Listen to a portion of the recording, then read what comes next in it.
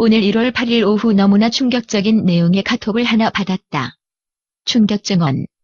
어느 전교조 선생님의 양심 고백이라는 이 글은 세월호 사건은 우리가 조작 모의한 사건으로 단원고 희생자 가족 여러분 너무나 죄송합니다라는 문장으로 시작되는 깜짝 놀랄만한 것이었다.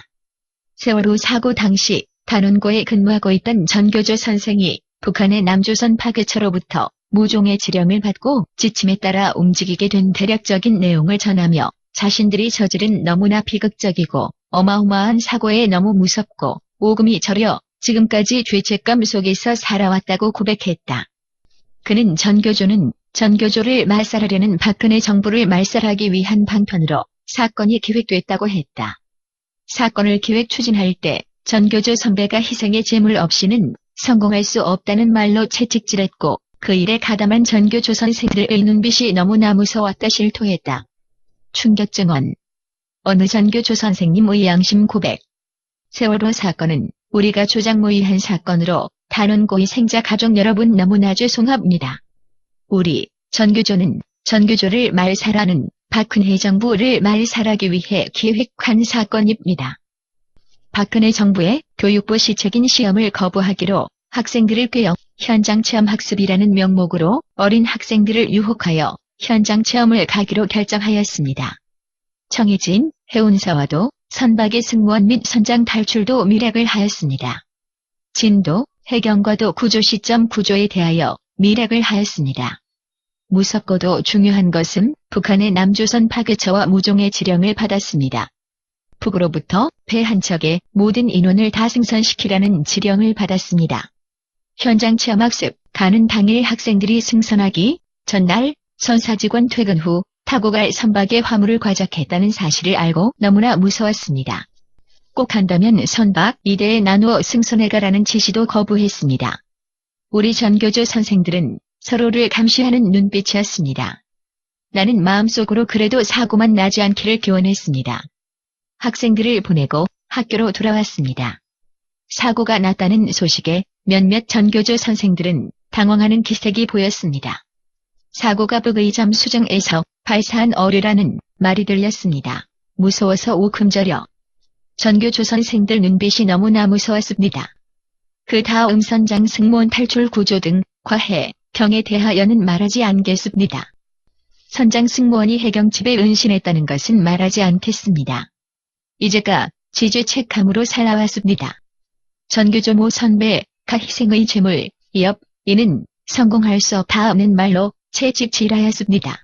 단원고 희생 학생 가족 여러분에게 무슨 말로 용서를 빌어도 한이 풀리겠습니까? 이런 글 적어보려 여러 곳 기웃거리기도 했습니다.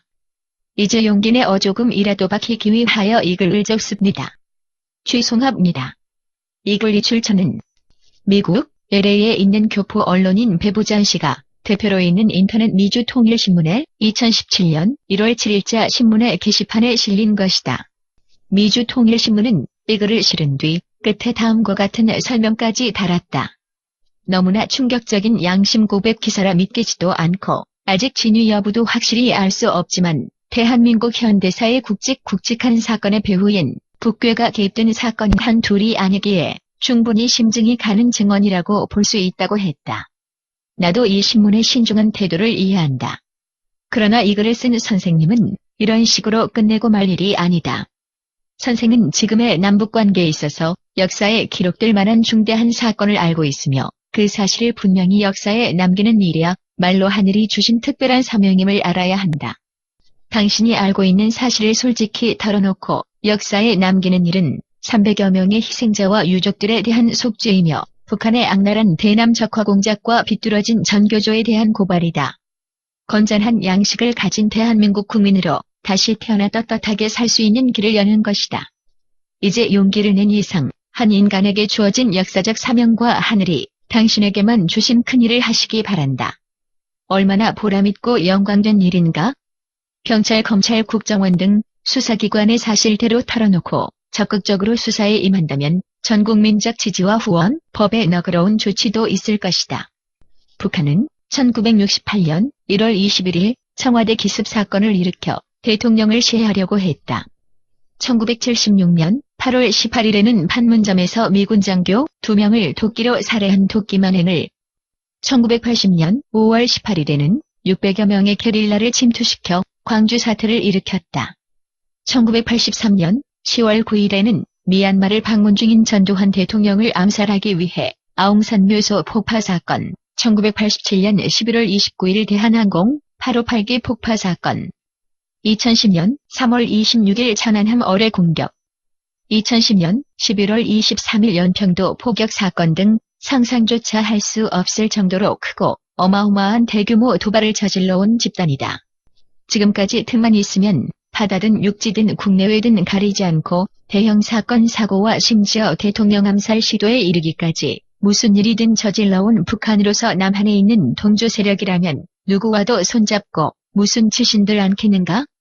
위에 글에도 있지만 북한의 남조선 파괴처 공식 명칭이야 어떻든 그로부터 지령을 받아 그 세부적인 지침에 따라 행동하고 지침대로 하는가를 상호 감시하는 전교조 선생들의 날카롭고 무서운 눈길을 느낄 수 있었다는 것도 충분히 공감할 수 있는 고백이라고 생각한다.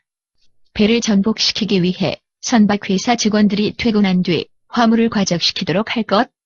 승선 인원을 초과시켜 모두 한 배에 태울 것?